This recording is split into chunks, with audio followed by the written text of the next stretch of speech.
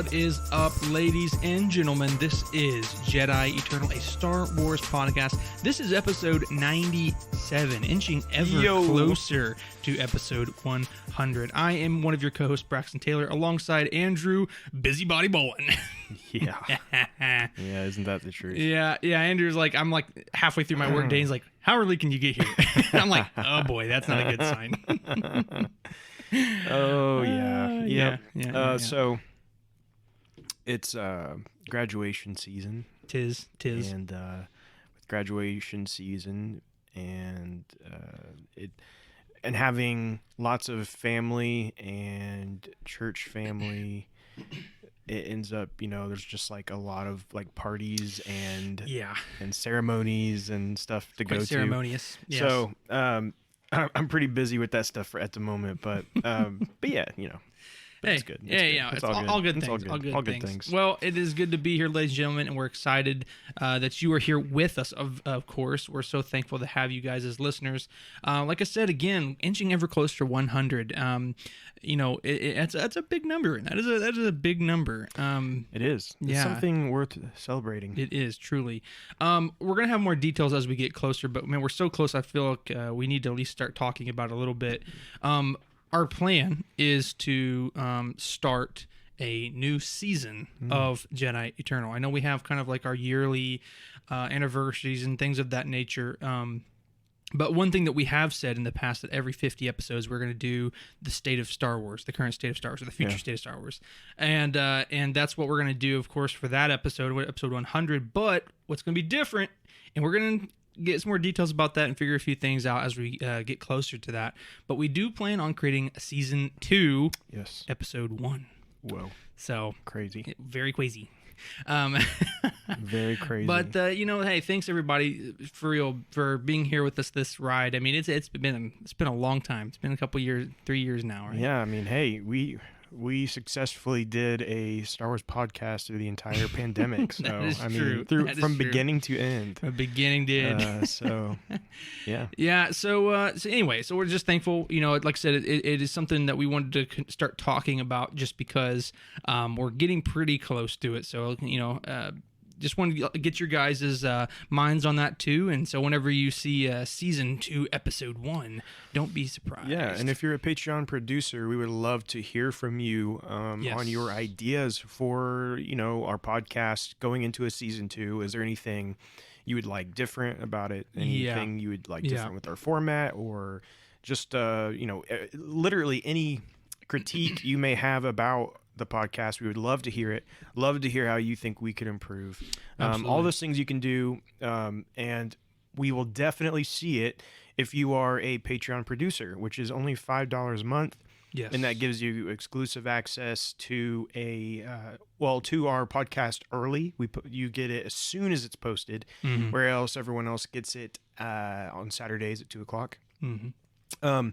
You also get an exclusive podcast called And Other Stuff, where we talk about everything that isn't Star Wars, and we actually just did one of those not too long ago, so if you haven't seen that yet, you can check it out. We talk about Hogwarts Legacy, we talk about the Mario movie and some other stuff. I can't remember what else we talked about, but we always have a lot of fun on there. We get very personal on there and just kind of hang out, have fun. We'd love for you to join us there. And then you also get shout outs on here and if you're a Patreon producer, you can also direct message us on Patreon with any kind of ideas you have, anything of that matter, and we will both see it. We'll both get alerts for that and can see it and talk to you. And so definitely do that if you haven't yet, only for $5. But we want to thank our Patreon producers here real quick. And that includes Tara Bolin, Grace and David Gill, Alex Mason, Corey Wise, Jay Camdar, Jenna, and Promise. So thank you all so very much for being a Patreon producer. Yeah, very, very appreciative of each and every one of you. Like I said, We've said it a million times. We'll say it again. Obviously it doesn't sound like a whole lot, but it really does help us. And we were able to pick up some equipment every once in a while and help pay on some of our subscriptions that we have to have for this podcast. We very much appreciate it. But let's just go ahead and get right into the news. And so first and foremost, it's kind of a scary news piece at the very beginning here. So as some of you may be aware, there is currently a writers' strike occurring in Hollywood right now. And and that is, of course, affecting a lot of things. Obviously, Hollywood is about stories, and if there's no one to write the stories, then it's kind of at a halt, right? So the news piece is simply that Star Wars, they have a lot of upcoming things in Disney Plus that are probably facing some delays right now. So yeah, so here's the thing, writer's strike. This isn't the first time we've had a writer's strike in the history of, I guess, the history of Hollywood, so to speak. There's been a couple, at least, and some of them have lasted quite a while. I think. Mm-hmm. Well, I'm not going to throw out any numbers because I may not be right, but some have lasted for a decent amount of time. Yeah. And so, what I'm hearing about this writer's strike is that, like, hey, this may take a while because they're, what the Writers Guild wants, they're not getting. Okay, right. And they're going to stand their ground, and these, big corporations, so to speak, I guess, are not necessarily wanting to give in to those demands. And a lot of it actually has to do with streaming. And, it's basically saying that the writers deserve more pay based off of episodes of streaming, and the current like guidelines that they go by doesn't really factor in streaming as it is today, right? And so that's kind of the big argument here, is that it needs to be updated, it needs to be more beneficial to them because it's the future. Yeah, which, I mean, here's the thing. Listen, I'm not some sort of like slack-jawed plebeian who's like, I just want my stuff, my entertainment now. Listen, I am all for people getting fair wages. I mean, I don't think there's anything wrong with that. And and here's the thing: if you're using an outdated model of pay here, and we're not getting to microeconomics here, but if you're using an outdated model of pay, I mean, it just makes sense that, like, hey, maybe we should rethink this. And, like, listen, I'm being underpaid, and this whole industry is depending on me, so to speak. Might as well. Yeah, and so I just wanted to bring that up for some of those of you who maybe just don't keep that close of a watch on things. You may not even know there was a writer's strike going on. Right, yeah.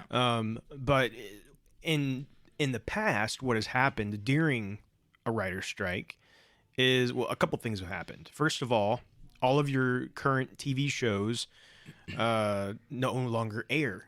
Mm-hmm. So instead, you're getting pretty much all reality TV, okay, which is just kind of funny, but you're pretty much like, all of these, and things again are getting kind of different because we do so much on-demand streaming now versus like airing on TV. Mm-hmm. But a lot of your just like airing on TV is going to be reality TV. Yeah, which is typically not great, right? Right. Now, I will say one thing, though.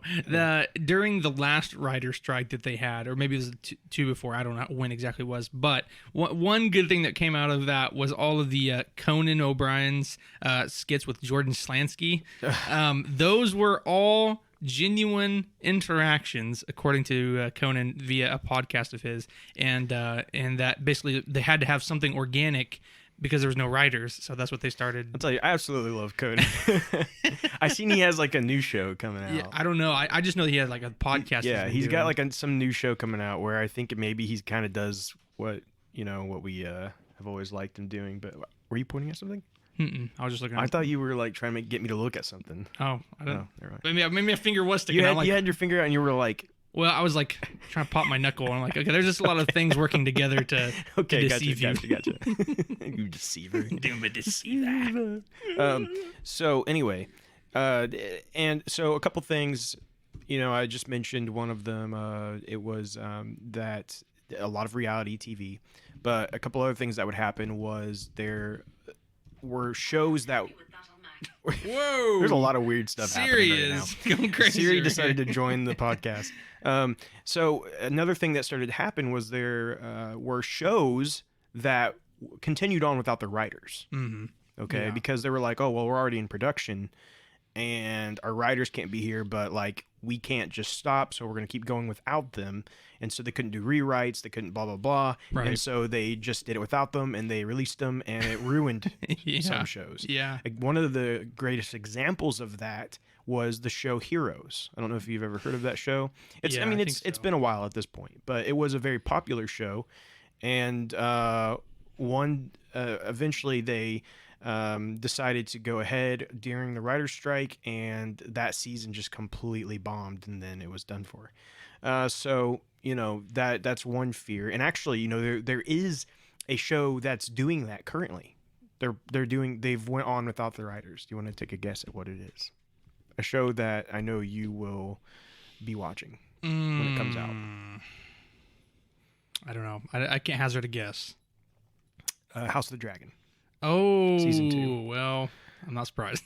They're moving on without the writers, in typical Game of Thrones fashion. which they claim they've already done all the rewrites and everything, so Yeah, that they're safe. yeah. But I don't know. Like I said, in typical fashion, the writer strike, so to speak, of oh my gosh, George R. R. Martin. yeah, when they passed his books, that's when it really went downhill. George R. R. Martin's been on a writer's strike for apparently like for a while now. 15 years or something crazy. Yeah, over a decade. Yeah.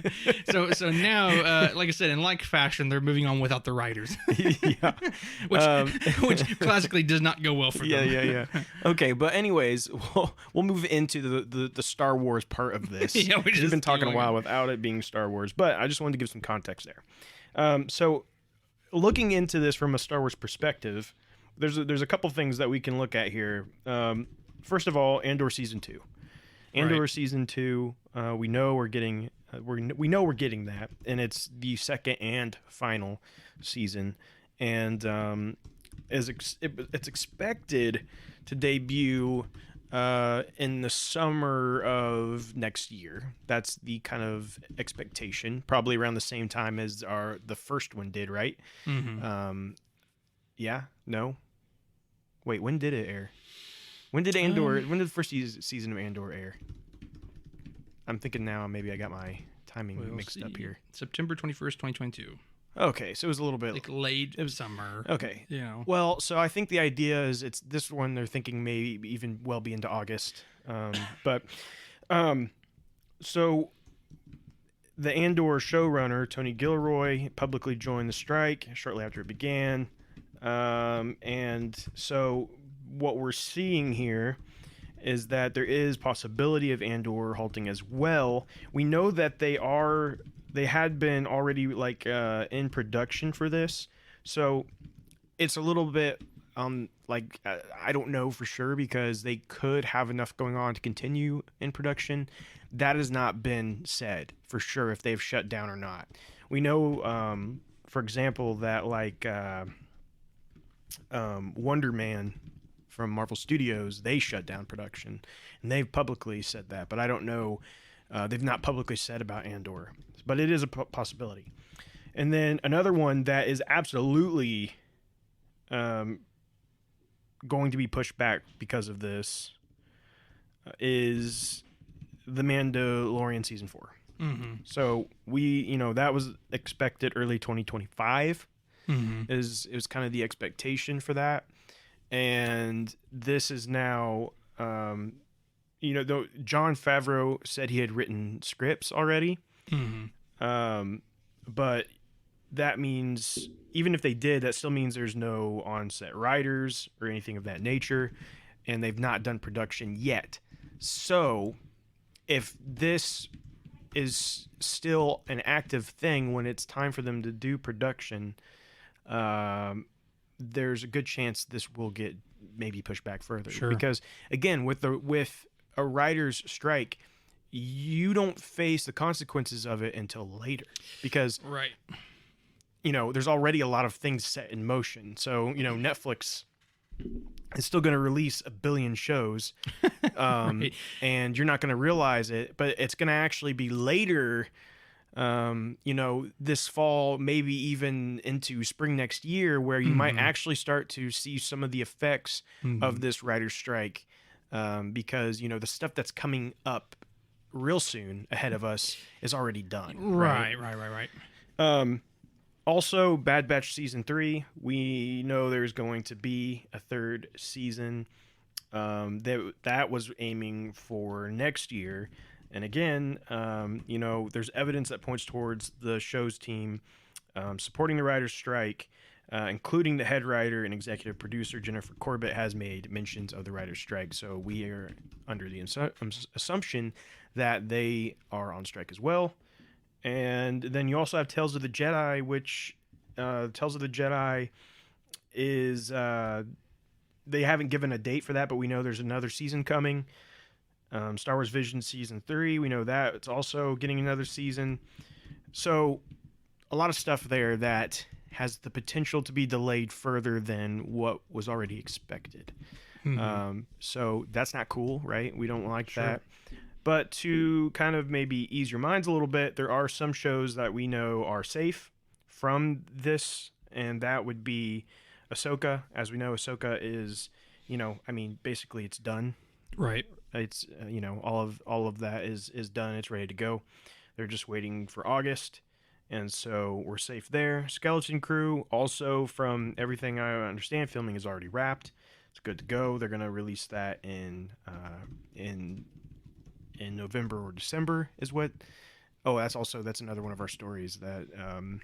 So I guess we'll just talk about it now. Right? We'll just talk about it now. Yeah, might as well. Is that they're saying that Skeleton Crew is going to be in November or December of this year, and so that kind of lets you see what the rest of this year has in store for us. Sure. With we got Ahsoka coming, and then we have Skeleton Crew that will probably be not long after that. It'll be maybe a month and a half break in between, something of that nature, and then maybe 2 months at the most, and then we'll get Skeleton Crew. Nice. So then also the Acolyte, they're saying should be safe. The Acolyte's not supposed to drop until 2024, but even though it's set to be in 2024, the Acolyte was within its final days of filming. So you assume rewrites, etc., are over and done. Yeah, you'd imagine so. It should be safe. So we should expect those to probably still hit when they're supposed to. The question will really be after the Acolyte. Mm. Do the shows after that make it on time, or will there be a longer gap that we have to wait because of this writer's strike? Well, and so we talked about this.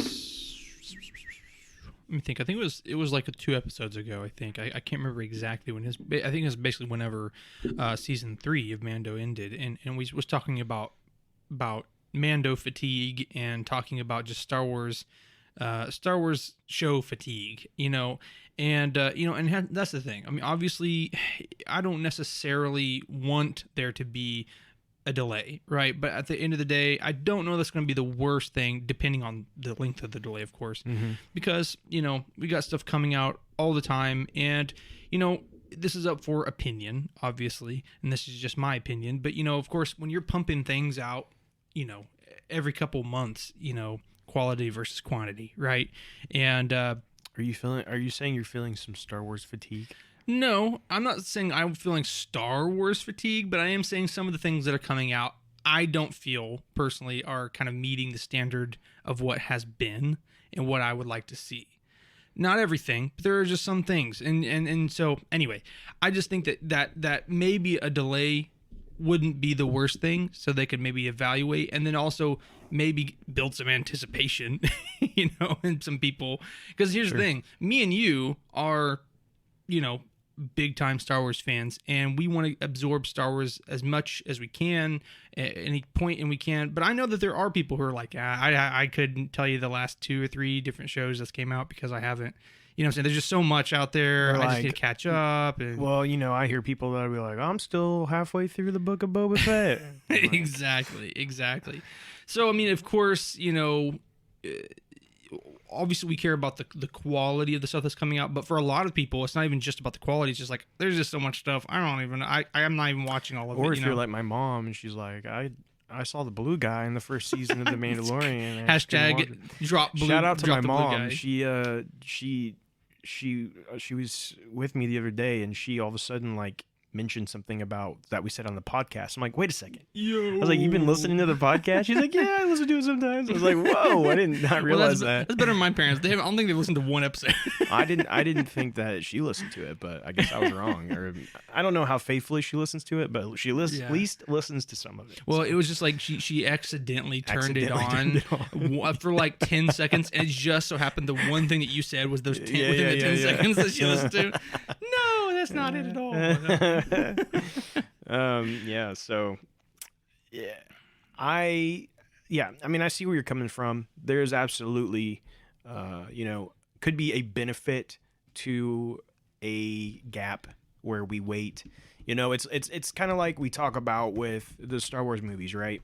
It's like, for a while they were doing them every year, and then they already felt like, well, maybe this was a bad idea. There's already some fatigue setting in. The Solo kind of bombed, and so they stopped, and they did every other year, and then now we've had this long span of time without a movie, and it's going to be even longer by the time we actually get the first movie. And I think that as much as I look and I'm like, wow, that was a long time, I don't want to wait that long again. And I don't want to wait that long for a Star Wars movie from 2019 to 2025. No thanks. That's a long time. I don't want to wait that long to get Star Wars movies. But I do think the hype will be pretty up there for us getting a new Star Wars movie in theaters 6 years later. Mm-hmm. Right? Like, I think that's going to be a pretty big deal for all of us. And, Kathleen Kennedy's already said, like, and these are going to have the help me out at the beginning, the text at the beginning, what do they call it, the scroll, like but there's a word they use. Wow. Wow.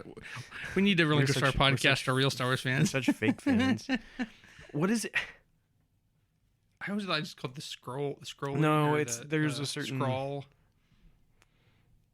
The title crawl. Title crawl. Yeah, sure. That sounds right to me. I think that's it, right? Yeah. Now it sounds weird when I say it. But you guys know what I'm talking about. The yellow words that come down the screen. Yeah, it's title crawl. I think it's title crawl. Yeah. Anyway, it's that's such a big part of Star Wars. You hear the music hit and they show that, and then they were like, oh well, actually we're gonna be different, and with Solo and blah blah blah, we're not gonna do it anymore. But now she's basically like, yo, yeah, we're just going to do it now. Like, when we have Star Wars movies, we're putting it back in. And so that is a hallmark of Star Wars movies. Yeah. And I think she's kind of seen that, like, oh, actually, this is just part of Star Wars, not because it didn't have to be part of the saga. And so anyway, when we are sitting in theaters again together 6 years later and getting to watch a new Star Wars movie, and the crawl hits and the music hits, it's going to be a moment, and you're going to be super excited that Star Wars is back. And a lot of that's going to be the reason it's going to be so hype is because of that 6-year wait. It is, and that's what I was kind of alluding to earlier. It's like, I think, so I'll have like a two-parter that's coming into one point here. It's like, that is what I was getting at earlier, is that the wait and the anticipation can cover a host of sins, so to speak, and we said this, like one of the other previous episodes, is like, in terms of an actual content, in terms of writing, in terms of character development, Rise of Skywalker wasn't a great movie. It really wasn't. Yeah. But at the time, we were just eating it up in the theater. You know what I'm saying? Like, we were just eating it up because it was just so fun. And like you said, we're in the theater. There's a group of people all around us, like, coming to see this for the first time with us. We were there opening excited. Night. Everyone that's in there is a super fan. It's a huge right? event. I mean, so I mean, the anticipation and the excitement can cover a whole lot of things. Well, and also it was at the Dolby Cinema. Which is just on another level. And I mean, let's be real. Anytime we ever go see a Star Wars movie, like we're going to Dolby Cinema Yeah, or whatever else come is on. whatever's newest and best Yeah, at that yeah, point. yeah. I mean, it may be something different by then, but Yeah. we still gotta. Unfortunately, we still have over 2 years to wait. So Wow, that's sad that's to think depressing, about. isn't Yeah. it? It's still at least over 2 years. So yeah. So with that kind of fatigue that I was talking about earlier, I don't think it's a bad thing to get people hungry for it again. Now I'm not talking 6 years, but you know what I'm saying. So anyway.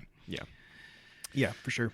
And kind of going along with that, let's just jump into. We kind of just like squashed all of our news Now that stories I'm into thinking one, about but it, it kind of yeah. works. Yeah. But let's just kind of stay on this here with our last news story, Mhm. and that's that Kathleen Kennedy did give some updates on some movie projects that we've heard about in the past, but were not necessarily talked about in the most recent celebration when they talked about movies. And so this was Empire magazine. Had a big Star Wars coverage, and so this, of course, being Empire and talking to Kathleen Kennedy, this is all like, this is stuff you can trust. And so they asked her about the Rian Johnson trilogy, Mm-hmm. and her response was, "Ryan and I talk all the time. He just keeps getting more and more successful, and it keeps moving things back further and further. One day we'll figure this out." So before we go any further, Hashtag love affair between Kennedy and Johnson. They talk all the time. they talk all the time. Wait, what? Okay, never mind. No. The first question would be: do you believe that? Do you really think there's any chance this trilogy happens? Like, is she just avoiding it, I don't or know, is man. like? I mean, I think she wants to keep all of her cards on the table, Sure. so she's not just going to outright say, I Sure. don't think this is going to work out. But per her statement, I mean, I think that's as close to a no as we're going to get because, yeah, I mean, what he did with the Knives Out, like 2 movies or 3 movies or whatever, and there's some things. So, I mean, yeah, he is doing a lot of he's stuff. done 2 Knives Out movies. And after the debacle with Star Wars that he experienced, which is his fault, but anyway, yeah, I wouldn't be surprised if he wasn't super enthusiastic about coming back. So yeah, I mean, it would be a stretch for me to think that this is still happening, but it's hard to say. It's a tough one. I think what I gain from this is that she's basically like, yeah, look, we've talked about it. We still think, yeah, it would be cool for you to do a trilogy. And Rian Johnson's like, oh yeah, well, if I have the time, it might be cool to do. Yeah, but yeah, exactly. he's like, but I'm also like doing all this stuff, and people aren't screaming at me for it. So while I'm doing great with my other stuff, and people love it, I'm probably gonna keep doing that for now. That's kind of what you know what I mean. Yeah, Like it's kind of what I'm gathering from it. And then Kathleen Kennedy's like, well, but it's always open if you decide you want to invest the time. Sure. You can come in and start working on it. And I do believe that. I mean, Rian Johnson is despite how you may feel about his Star Wars movie, he is a critically acclaimed director. Sure. And honestly, I think, and I've said this before, I think him doing his own Star Wars trilogy, I think I could be way more on board with if it was his own stuff and not touching the saga. Okay? Yeah, not touching the holy grail of Star Wars that we have. You know what I'm saying? Because he went into it, and we've talked about this a billion times, but he went into it with this creative, like I want to break the I mold. want to break the mold. I want to shake things up. And as a director and a talented director, I get all that, but when you're doing it in the Star Wars saga, like maybe lighten up a little bit. Yeah. But if he were to have his own trilogy and his own characters, his own story, I think he could do some really great stuff. Yeah, sure. And like you said, and then pull into a story where we're not expecting a whole lot. You know what I'm saying? So like the Dawn of the Jedi would be a perfect example of that. You know, if he, a talented director, came in and had full creative control over, let's not go that far, but you know what I'm saying? Like there's not like balancing of like, here's one director and here's another director and they have different ideas and da-da-da. Anyway, so if he has his own thing, in an era that we're not expecting a ton out of in terms of like, well, this is established lore, da da da. I think it could be. I think it'd be great. Yeah, but if that ever happens, we'll see. Yeah, exactly. So moving on past that, this was a couple of years ago at the Disney Plus Investors showcase or something. I don't even remember what it was called. Maybe it was D23. I think it was a Disney Plus investor live stream or something though. Yeah, I think that they're kind of like one and the same though, right? Like it occurs at D23. Yeah, I think. Yeah, you're probably right. Anyway, they had, but it was the first time they did that big slate of stuff where they just showed all these things they were going to do. Yeah. A shockingly large amount of those projects we've yet to see that she showed on that. Yeah. And two of those. One that we've not heard anything about, another one that we've heard, it's happening, it's not happening, is Lando, and Lando is going to be a Disney Plus series, and then it was Rogue Squadron. Mm-hmm. And Rogue Squadron we've heard over and over again, oh, it's happening, oh no, it's not happening, oh, it's still going to happen, no, it's not going to happen. Right. Well, here's the thing, this is coming straight from Kathleen Kennedy, this is what she said about him, so take it for what you will, but right. They asked her about both of those projects, and she said Lando is still on the books, and Rogue Squadron is still on the books. Huh. Interesting. We just want them to be great. So yeah. Here's what I take from that: they were on the books much earlier, and they weren't good enough. Mm-hmm. Right. Yeah. And we pretty much gathered that from I almost called it Alphabet Squadron, which is a book series, Star Wars book series. We heard that about Rogue Squadron. It wasn't what it needed to be. And so, it got pushed back. But clearly, based off of this, it's still planning on being done. They just have to get it right first. Interesting. Which we know a big part of that. Oh, wait, no, that was Rangers of the New Republic. Never mind. Scratch that. I was going to say Gina Carano being a big part of it. Yeah. There was also the Rangers of the New Republic, and that's a whole other thing. But that seems to actually be gone, purged. Purged. But this appears to they still want to do it, right? Mm-hmm. They're still just trying to figure it out, and I respect that. I do. If they cannot continue to just push things out like, oh, we said we're going to do it, we got to just get this out. Sure. Because they've already done that before, and we've seen what we've gotten. Sure. Right. So like they can't do that anymore. They have to take their time and get them right.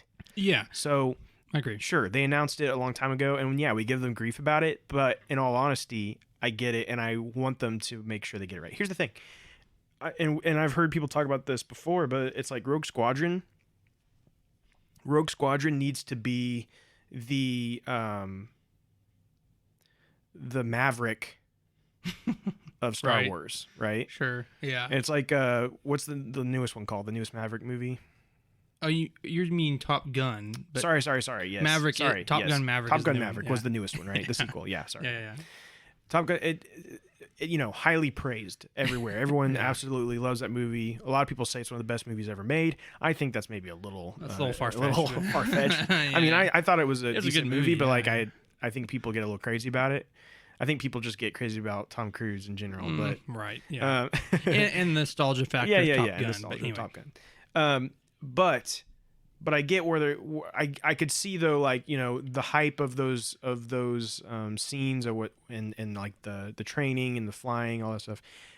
That's what a Rogue Squadron needs to be. Yeah, right. I agree. Like, those are the kind of feelings and excitement that you need in a Rogue Squadron movie, in my opinion. And show the intricacy and complications of flying, because we see flying in Star Wars is so autonomous, and there's autopilot and blah blah blah.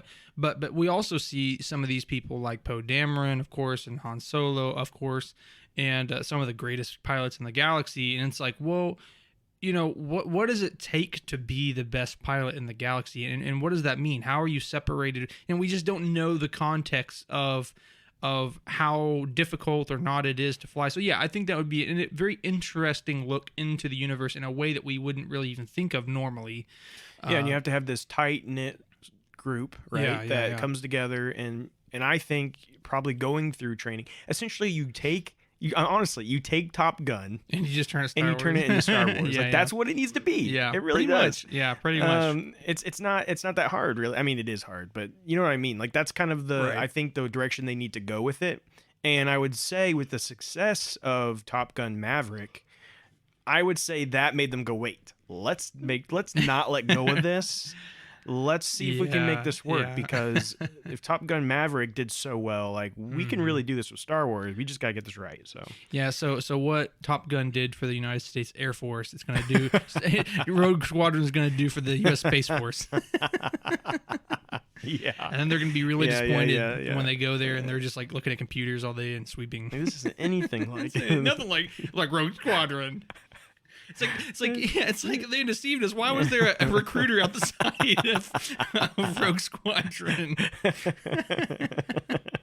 Oh yeah. Anyway, and so with Lando, they say that's still in the books. I don't even know what to say about that.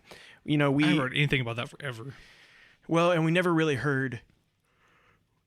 We never really heard much of anything in general about Lando, other than the assumption would be that Billy D. Williams would have a role in it, of course, but also Donald Glover. That was they were talking about kind of like going maybe kind of back and forth in time, so that you're kind of seeing, which could be interesting. Both versions of him, because people loved him, Donald Glover as Lando. He did a good job. But of course, people also love Billy D. Williams as Lando, and so thankfully Billy D. Williams is still alive. So use him while you got him. Use him while you got him. I mean, not to be macabre, but it's just the truth, though. Like if he's still here, and he's willing to do it, and he's willing to do it, it's a good time to do it.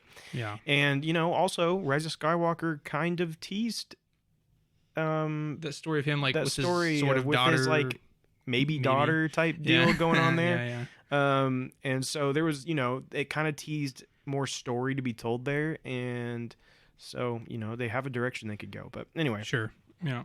So that's interesting. But also, the last thing that she talked about was the Taika Waititi movie, which was also announced at that same panel years ago.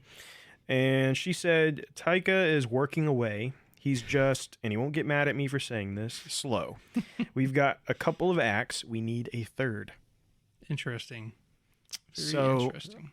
Taika is taking his time. And take his time, Taika. I'm almost surprised at how transparent she was with that answer. Like, basically, he's slow. We have 2 acts. We need a third act for this movie. Yeah, to finish her up. Yeah.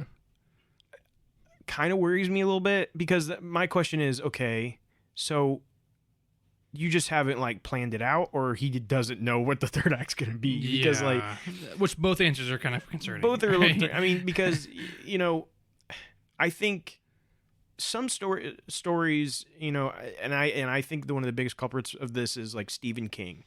If you read a Stephen King novel, it's like, wow, he really hits it out of the park, and like has these like really interesting things that goes on in his story, but it's so obvious.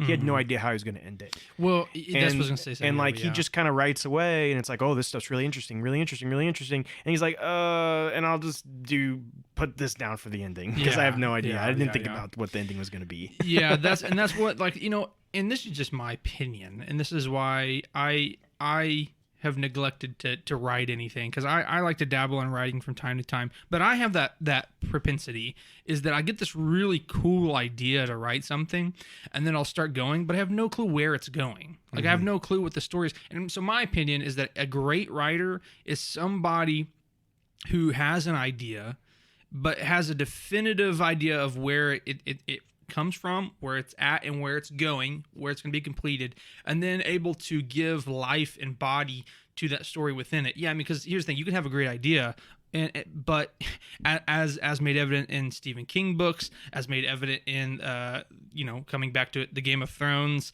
TV series, it's like you can have the most amazing piece of media, whatever that might be, but if it has a bad ending, people are going to have a sour taste in their mouth about it. And Game of Thrones is another perfect example, because they passed up the books, and so they're like, well, we write our own ending. Yeah. And then they say George R.R. Martin gave them the basics But George R. R. Martin now basically says, well, George R. R. Martin. It's not really what I envisioned. Which maybe he's saying that maybe he's changing his opinion because of what people say. He goes back to his manuscript. But I think I think there's something to getting your group together that's telling a story and mapping it out. Right. Here's what happens in the beginning. Here's what we want in the midpoint, and here's what we want in the end. Again, kind of here's Act 1, Act 2, and Act 3. Sure. And then, okay, so these are the big points. This is where we want to end up. Now, how do we piece that together, right? And I think the most successful stories usually have that backbone. In absolutely. My opinion. I'm on the same page. And I think that's well, we'll see what happens. But the High Republic initiative that we have with all these books, right? They that's what they went and sat down. They went and got like a cabin, and they sat in that cabin, and they figured out what the High Republic was going to be. All the writers, they all went together, that's cool. And they took multiple days and just stayed in this cabin and worked it out. They had big whiteboards in there, and they all just sat at this big table, and they talked out what the High Republic was and who was involved in the story they were going to tell. That's what it should be, in my opinion. And I think that is really cool, and we'll see how it worked out by the time when Phase 3 is over and done. Will we say, oh, this made sense and was a good story? Clearly, they didn't have as much inspiration in the midpoint as they did the beginning and hopefully the end. But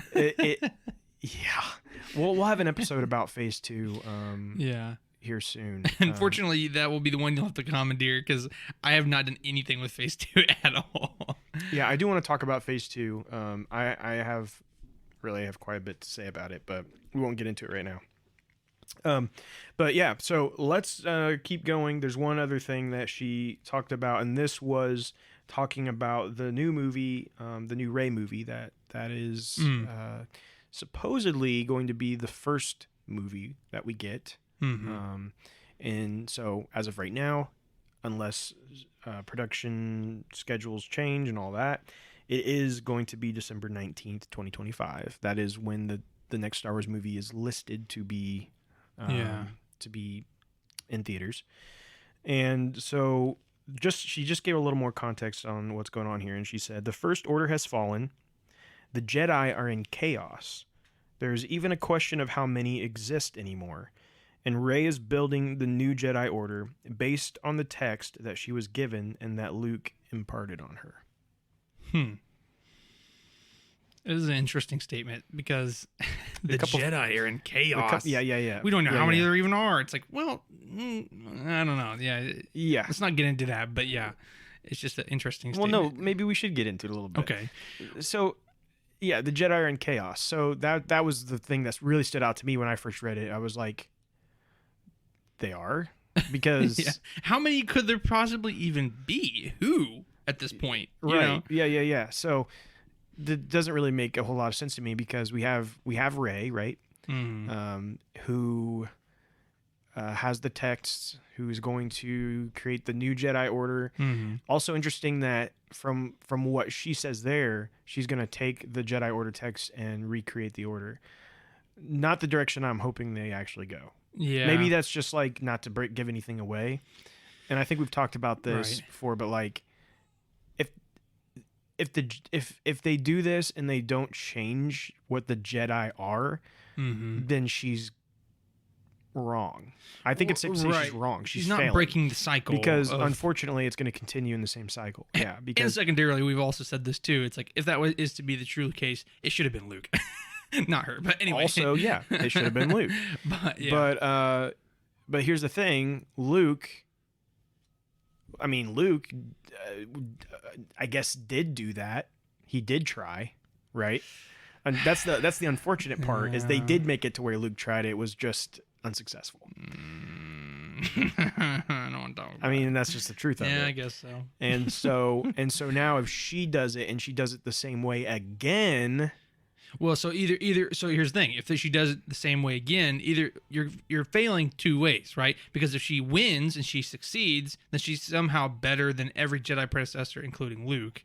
And if she fails, then like what's the point? Because you're just redoing the whole cycle of things. Yeah, but I think even if like at the end of the movie all is well and she's rebuilt the Jedi Order, it's still gonna fall eventually because it's gonna repeat it's the based cycle. upon a foundation that was meant, not meant to, but does fail. That does fail, exactly.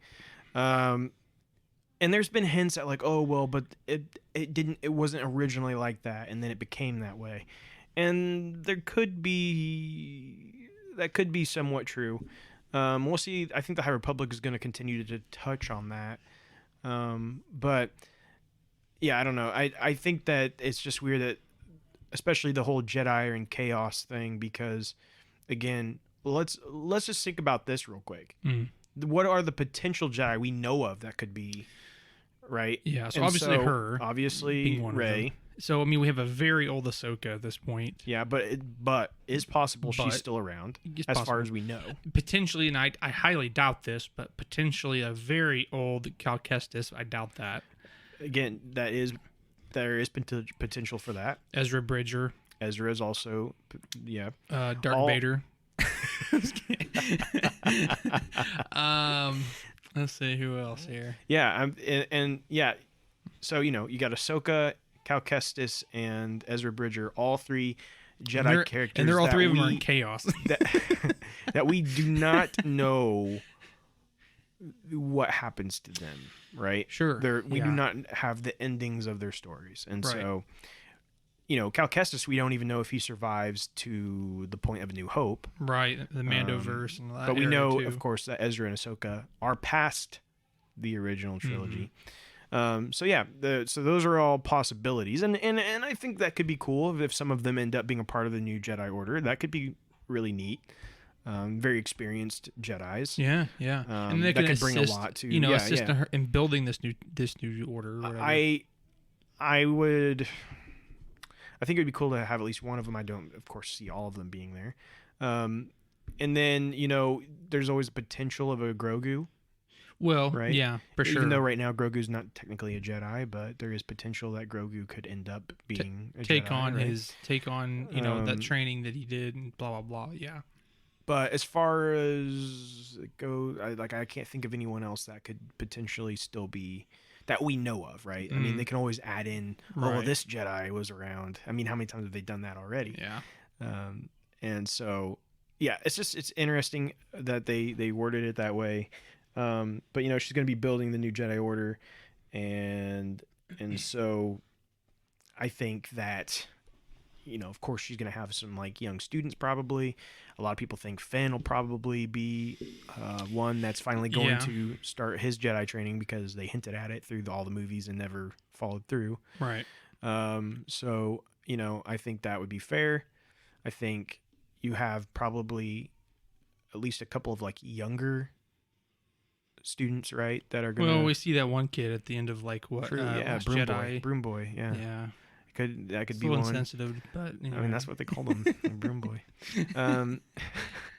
And then, you could have some of them, and then you could maybe have an older, wiser Jedi that shows up from the past. So we'll see. We'll see. But yeah, so we've harped on this for way too long.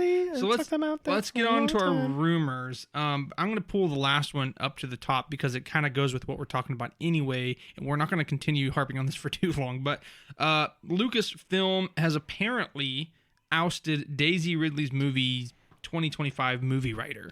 Yes. So this movie that we've been talking about, which is not Dawn Jedi, but the New Jedi Order. Supposedly Lucasfilm has kicked the movie writer to the curb. So what else do we have on that?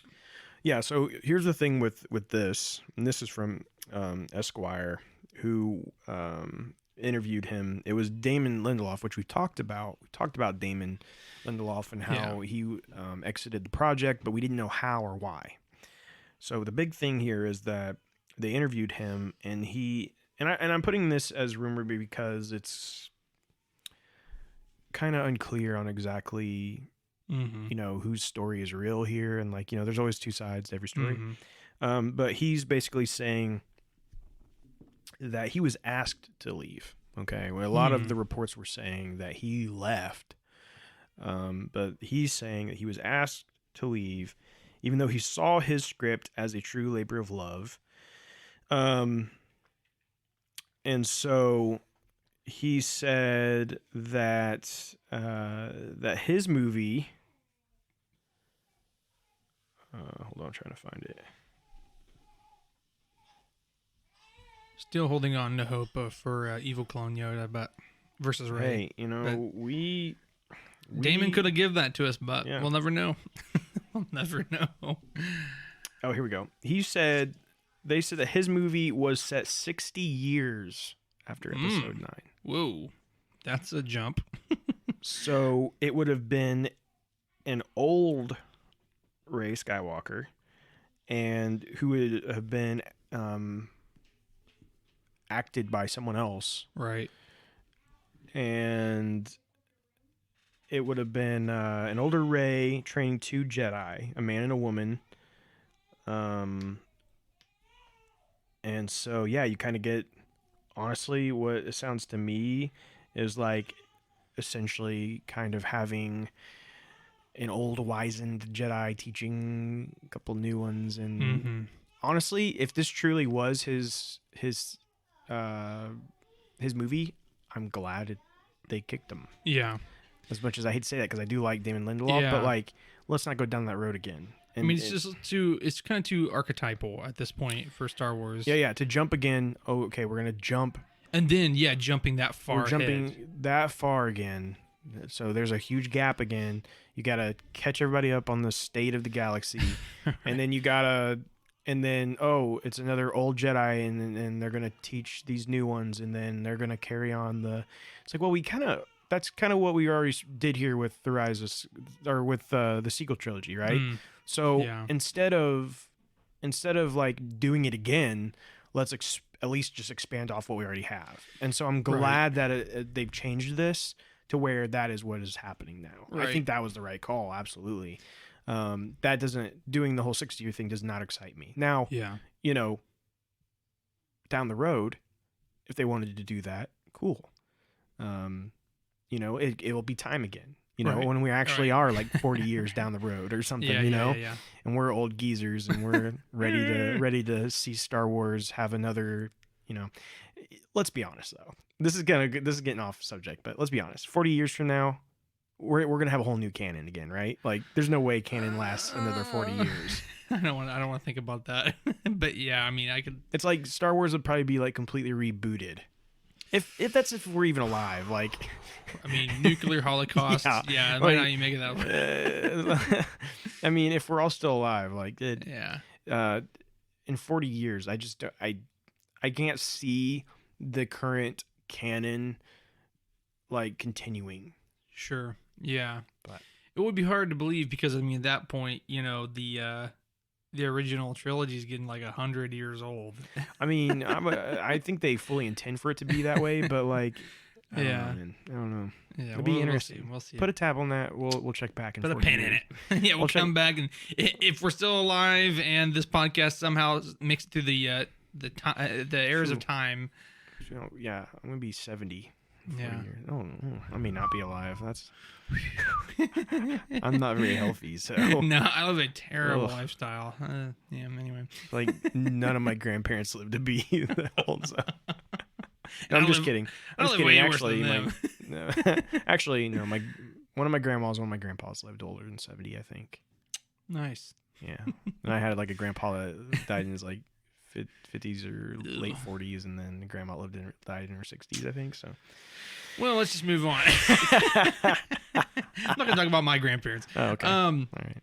Yeah, they didn't make it 60 though either. Well, you still have 70. some. So yeah. I don't have any. I have any grandparents. I have a singular. Oh well, you're lucky. Yeah. You should cherish that. I do. Anyways, when was the last time you called him? I was actually at his house a couple days ago, so you know what? Whoa!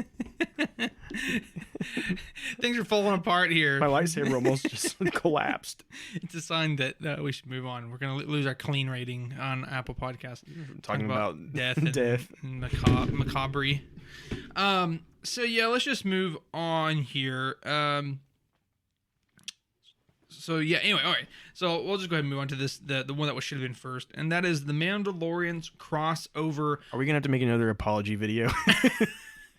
Hey guys, I'm so sorry. We said some things we shouldn't. Yeah, anyway, Mandalorian's crossover movie villain may have been confirmed. So, of course, as we know, we've been talking for a long time that there was an event series. Am I more on that track? We're talking about this, right? The crossover is the event series. Am I on the right track there? Yes. Okay. Except, sure. but it's not an event series anymore. It's an event movie. Yeah. That's what I was gonna say. Oh, well, anyway, I'm just trying to make sure you know what you're talking about. Listen here, boy. Anyway, long story short, as we've been talking for a long time, that there's supposed to be this kind of event series that culminated all of the kind of the main Disney Plus series that's been going on, such as Mandalorian, we got Ahsoka, and so on and so forth. As we were confirmed in Star Wars Celebration this year, in 2023 Celebration in London, it is still happening, but it's not going to be a series, it's going to be a movie. Now, of course, the speculation for a long time is that this would basically be the new heir to the Empire, but this rumor is suggesting that there is another villain potentially confirmed. What do we have on that, Drew? Yeah, so, hold on, I'll bring it up. What we have here is, so basically, as we have said from basically day one of all this stuff, we've predicted that Thrawn, of course, would be the big bad of the event series, and I went as far as to say I think it's going to be called Heir to the Empire, et cetera, et cetera. And the current rumors now is that, and this isn't even a rumor, that Dave Filoni, who will be the director of this movie, said that the big bad of the New Republic era is Thrawn. I thought that the article was suggesting that there was a different one. No. This was him stating, I think for basically the first time, that in the New Republic era, Thrawn is the big bad. Mm-hmm. So which pretty much tells you, without necessarily saying, but pretty much tells you that the movie, when that movie comes, it will be Thrawn as the main villain. Which also a new rumor just came out that the movie will indeed be called Heir to the Empire. So I saw someone that. needs to give me an award for. I mean, you guys go back way back. I don't even know which one it was. Take him down a peg, people. Go find it. I don't even know which one it was, but I predicted all this, so let's go find it. I don't know about that, but we'll see. You know it's true. You know it to be true. I've only came into these episodes the past couple episodes, so yeah.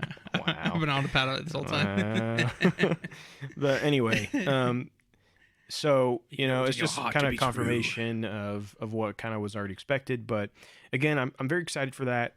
I think it's like 2026 is the current date for that movie, and that's if they do it yearly. Mm-hmm. There is potential of that not coming until especially with the writer's strike, right? I mean, that's a whole other thing. And that's that of course is true. Depending on how long this writer's strike goes for, it could change things again. I mean, hopefully the writer's strike doesn't go for like a year. All right. But forget your guys' stupid wages. Let's get cracking over that. Yeah. I mean, well, here's the thing. It's a real priority. I mean, here's the thing, though. Like, let's say the writer's strike goes a really long time. I mean, all those people got to make money somehow, right? So, So, I mean, somebody's going to have to give in. And I'm not saying that the writers should be the ones that have to give in. Yeah. But, like, they're going to be at a point where they're going to have to do something because they're going to have to make money. So, I don't know. I'm not sure how that works. We'll see. Just work on one thing, and that's Star Wars. Just all of you, all the best of you, just come to Star Wars. Work on Star Wars. Yeah. And the rest of you can continue to stay on strike if you like. Yeah, you can figure out what. Just kidding. But anyways, so that's legally we have to say we were joking. Just kidding. Yeah. I'm not even gonna. You know what? I'm not even gonna do this other rumor because it's not really that important. We've really took a long time with all that. So let's go ahead and let's just move on to our releases real quick. And our releases, we have the next wave of the Essential Legends collection coming out. We have Dawn of the Jedi, Into the Void, Republic Commando, Hard Contact, and Yoda Dark Rendezvous. And those are all coming on May 23rd. Also on May 23rd, we have the High Republic Edge of Balance Precedent, Volume Number 1. That's the manga, however you say it. I never know which one it is. But that's of the High Republic that they do. We got Hyperspace Stories issue number 5, Darth Vader, Black, White, and Red issue number 2, the High Republic issue number 10, all on the 24th, which is on Wednesday. And then we have May 31st, the High Republic Adventures issue number 5, Dr. Aphra issue number 32, Son of Staros issue number 4, all of that on that next Wednesday after that. So a lot of good stuff there for you guys if you're into the comics. If you don't like the comics, then you have absolutely really nothing to look forward to at the moment. Wah, wah. Yeah. So sucks for you guys. Yeah, that really stinks for you guys. Sorry. Actually, just to kind of give you guys an update, the next adult Star Wars novel, if you are a book reader, is July 18th, which is Inquisitor: Rise of the Red Blade by Delilah Dawson, who is a great author. And yeah, that's going to be a movie about an original Inquisitor that we've never heard of. So that's... You just said a movie about her. Did I say a movie? I think you I did. did not mean to say that. So I Whoa, apologize. whoa, misinformation. Yeah. Sorry if any of you just got really excited about that. I did mean to say a novel about a new Inquisitor, Rise of the Red Blade. So. Our follower count just dropping by the second. Yo. But anyways, interesting stuff to look forward to if you are a fan of reading. If you are not a fan of reading and you like to watch things on your television, then you got to wait till the end of August for Ahsoka. Boo. All right, so we have been going for a while, but we're going to go ahead and jump into our community discussion. So, yeah. You know what? Let's just not do this because, listen, we had this idea because we want to talk about our main topic, which is a spoiler alert. Is going to be not a real spoiler. Oh, okay. We're done. Anyway, main topic was going to be talking about Jedi Survivor, right? Star Wars Jedi Survivor, because we both finished it now.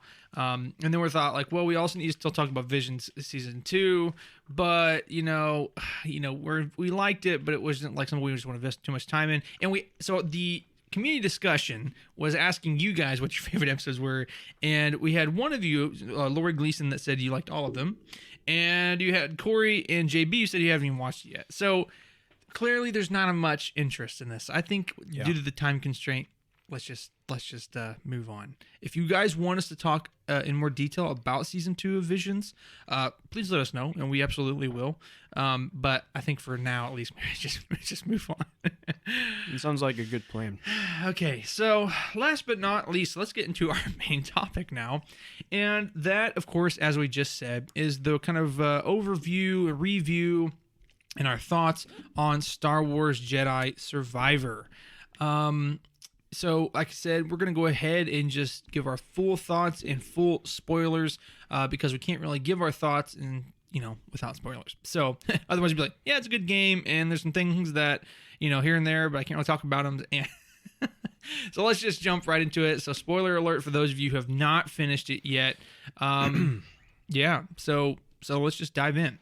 So, overall, like I said, it really is a great game. I had a lot of fun playing it. I'm still kind of jumping on every once in a while to try to... I'm not going to be able to 100% it, but I'm going to try to get as much as I can. I want to get every planet to 100%. Hold up. Why are you not going to be able to 100% it? Well, because I think this is true for every game. I think it's how you define 100%. Because for me, when I play a game, I want to 100% every region or 100% every challenge or whatever. Some people consider like getting every achievement. Sure. 100%ing it. So are you going to 100% every region? That's the plan, yeah. I have 100% at every region except for Kobo at this point. And I'm at 80-something% in that, so I'm getting close. Okay. But it is a little tedious, I have to admit. But I plan on still doing it. Oh, I also I'm very close, but I'm unlocking every ability in the skill chart. So I have, I think, 5 more on that. Okay. Anyway. But long story short, I don't know where I was even going with that, but it's a good game. And like I said, there's a lot to it. But in terms of the story, and I think that's what you're really wanting to get to, is I'll give you we'll go like the short of it and the longer of it. For me personally, I think that the story was fine. I think it was even good for about 75% of the game. I think he's like, yeah, it was good. It was a good follow up. I did think there was a lot of good things that kind of broke away from the mold a little bit with the story from the first one. Now, but when you get to the last like 25-30% of the game or whatever, it got amazing. It just went crazy. This game, I personally felt like it should have maybe distributed some of the jaw-dropping crazy stuff a little bit better than it did. Because like I said, for the first like 70-75% of the game, it was like, yeah, this is fun. It's a good story, you know. But then all of a sudden when you get to like the last quarter, it was just like, it was just crazy. It was absolutely crazy. Some of the big highlights for me, of course, was, you know, I'm a sucker for a good guy who struggles with, you know, the dark side. You know, I just love that storyline, that character development, and so we definitely do see that with Cal to the point where he actually kind of submits to the dark side towards the end, and like just massacres an entire ISS or ISB base. And that was just, it was amazing. If you go back to I can't think of what the planet part's called, but anyway, the like the icy place that the ISB base is on. If you go back and you hear like the echoes, it's like hilarious because you like see like the troopers like breathing hard and like freaking out and like, who is it? You know, and like it's like a horror movie type thing, and they're like, he's like, man, they were scared of me.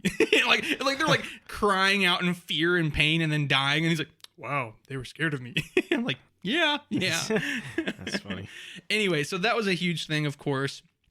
And then the biggest drop, of course. So you think that you know, Dagon Gera is the biggest one. So of course, let's pause there for a second. You know, that was the big huge part of this game was the High Republic era. I mean, I don't think any of us expected that, right? I mean, no, so we had a thought that it might be part of it because of the trailers, but you know what I'm saying.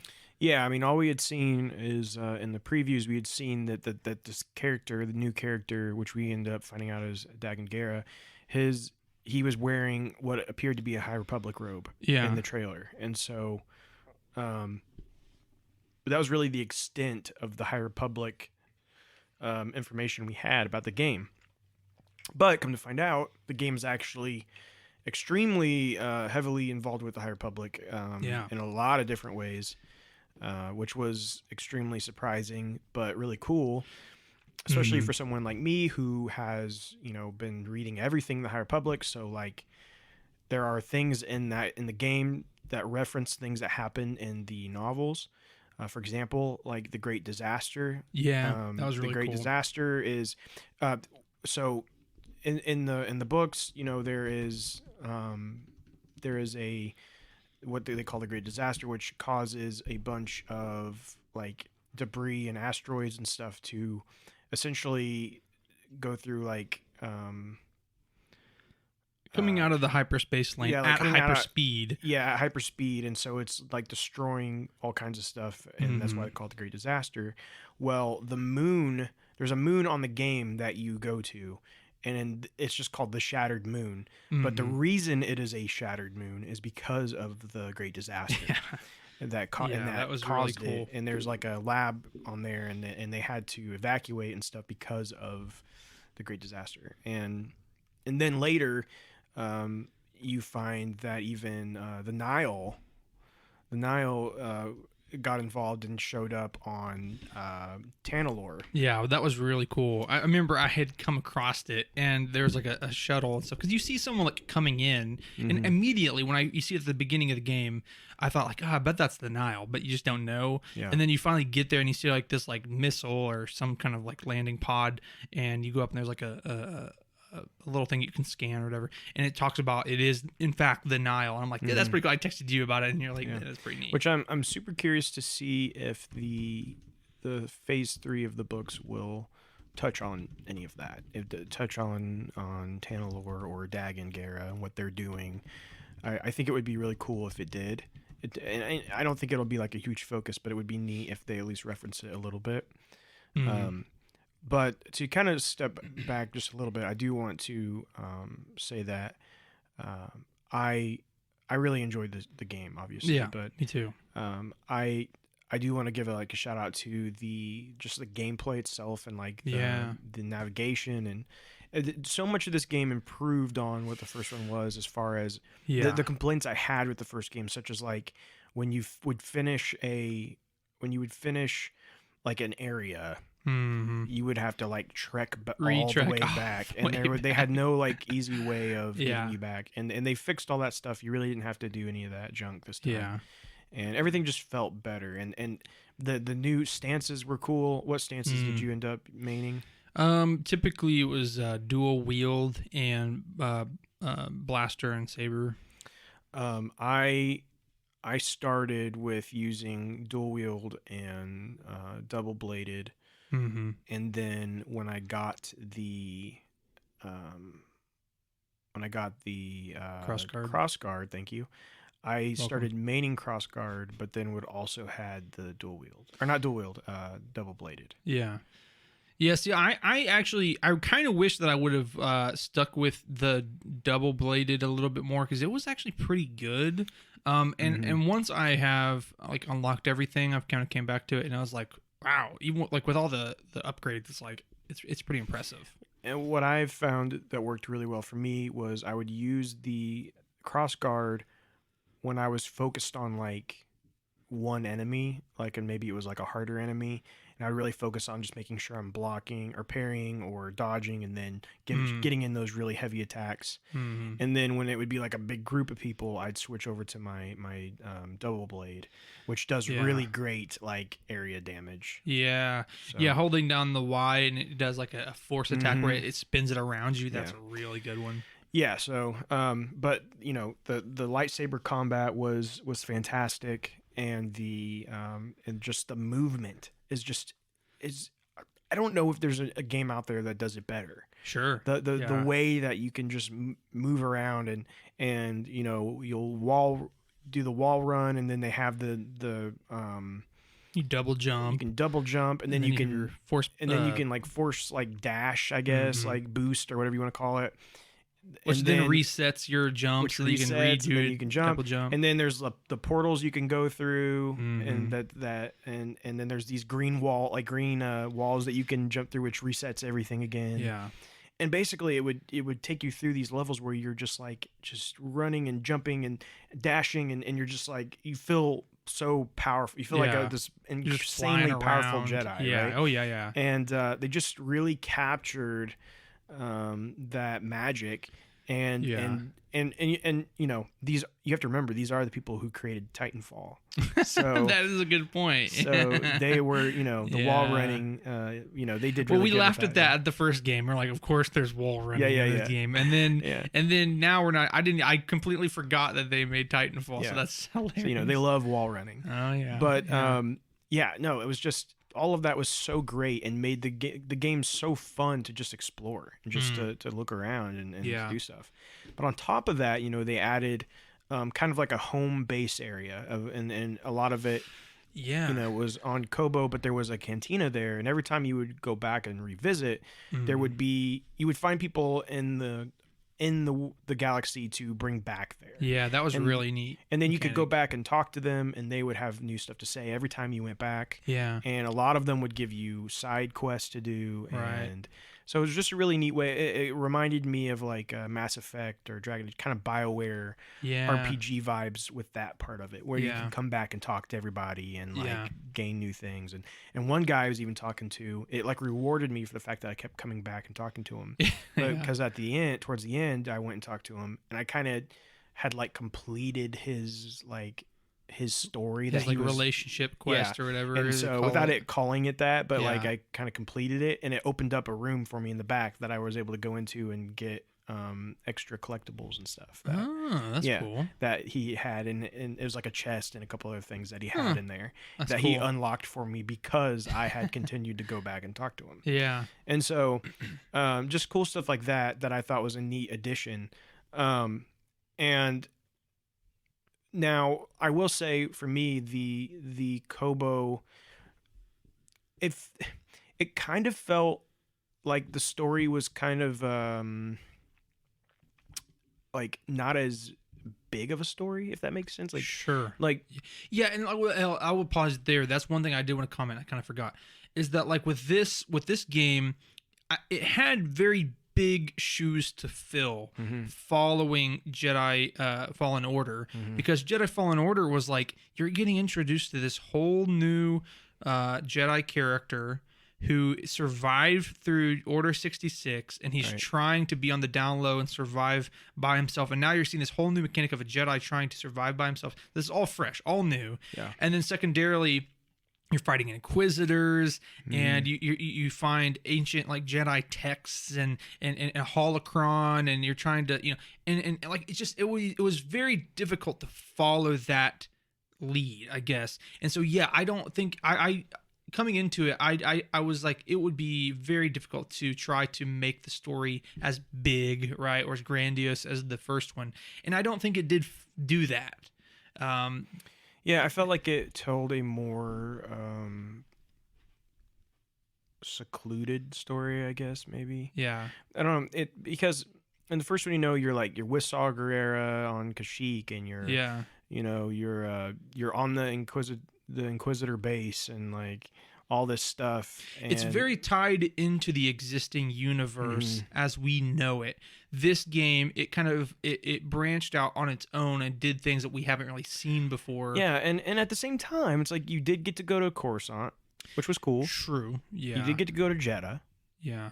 But even though you went to those places, it felt more enclosed on just kind of his story, and less felt like it was impacting the bigger world. Yeah. No, I agree. I don't know I don't really know, and maybe I sound crazy, but this is kind of how I felt.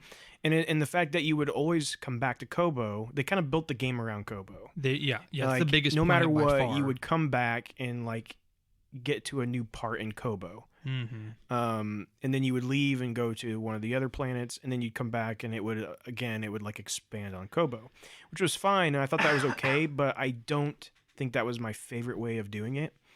They made Kobo very they had a lot of variety to Kobo, which was good. Yeah. There was like a swamp and a snow area and a desert area, and like, was there a desert? No, that was on that was Jeddah, Jeddah. But they like a jungle, like they kind of had a little mix of everything. But but it was I just felt like I kind of wanted to see more planets in the game than what we had. Yeah, that's something we talked about. It's like, I wish they maybe scaled down Kobo a little bit and then gave us more planets, so that we could explore a new place, or B, we could go back to some favorite familiar places as well. But I did love how they kind of mixed everything together. Like you get prequel stuff, right? You get clones and droids, and you get the battle droids, and you get Grievous's guards, and all this callback to the prequels. But of course, you're also getting things that are starting to go into the original trilogy era as well, right? Yeah. And stormtroopers and all that stuff, and it kind of just combining all that and mixing it together was really cool. Yeah. And then also the inclusion of High Republic, which is a whole new thing. But, and then including the High Republic as well, and a whole new era there that we still have only scratched the surface of. Yeah. But was also cool to get pieces of that, and then combining all three of those into like one area sometimes, right? It was just such a neat thing. And so I'm with you, as you were saying about the story, how when the story, for a while, the story it's kind of slow. Right. It basically feels like, you're kind of just on an adventure, kind of doing your own thing. But really the story's kind of about getting the team back together. Right. That's what it kind of focuses on for a while, is getting the team back together. And then once you got the team back together, that's when things really start to kick off. But Dagan Gera and his Ravis. Ravis, you thought they were the big bads. Yeah, and I thought they were interesting. Mm-hmm. I really thought Ravis was going to be involved more. Like, I thought he was going to be a harder one to take out. Yeah, I thought so too. You only end up fighting him once, and then he's dead. He's done. Right. I thought, and I'm curious what you thought, but I thought when I killed him, when I killed him, and then I killed Dagan, or is it Dagan? Just Dagan. Dagan? I don't remember. Yeah, whatever. Whatever. When I killed him, I went, oh, so Ravis isn't actually dead, because he can grow stuff back. And he's everything. It never made it into canon, but in the Clone Wars, the very initial animated movie, what's his name? I can't remember, but I know exactly. But basically, he's a about. species that basically can't die. Almost like he's a conglomeration. Yeah. Well, it's funny. He's like a hunter in Halo. He's a conglomeration of all these little worms, basically, and that create one hive mind. Right. And so, when you killed Dagan, I was like, oh, Ravis is still alive then, and he's gonna come back, and he's gonna be the one you got to fight. I don't know if you thought that or not, but that's kind of what I was thinking. I wasn't thinking that, but I can see where you're coming from. Because I was like, I know this isn't the end. So Dirge, that's what his name is. Yeah. And I was like, I know this isn't the end. So, like, who else is there left to fight? That's kind of where my head was at. Yeah. And then so when you get both of them, and then you're on Jeddah, and then you find out that Bode is well, so I will say I called this. Well, not to you, I don't think I ever said it, but to myself, I called this. I knew that Bode was shady. I knew it.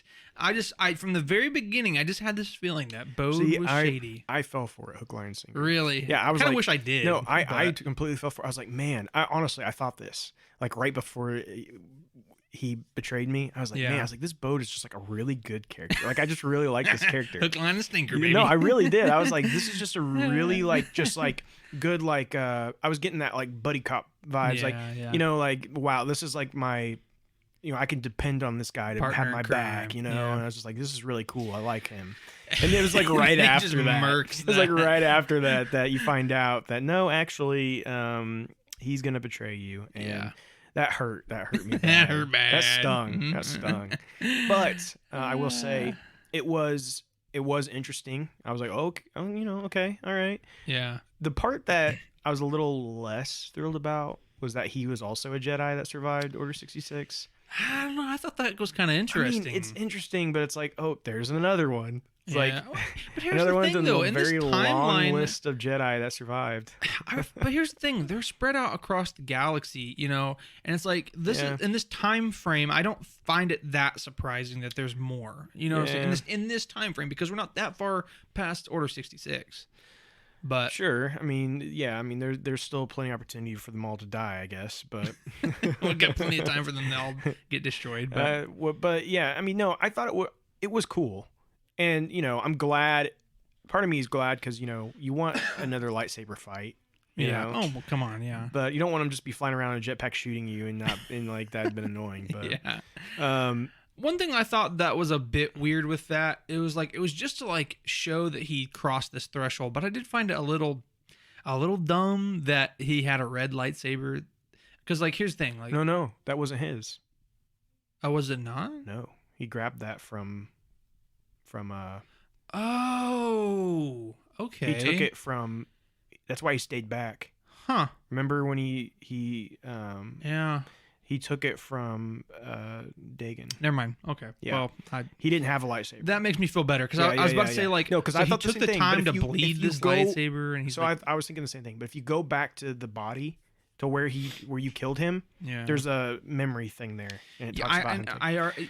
The funny thing is, I've watched that memory, so I don't know why I don't remember that. But so he took that lightsaber. That's why he had it. Because I was kind of wondering the same thing. I'm like, oh, so he's had a lightsaber the whole time. It was red, but then So, one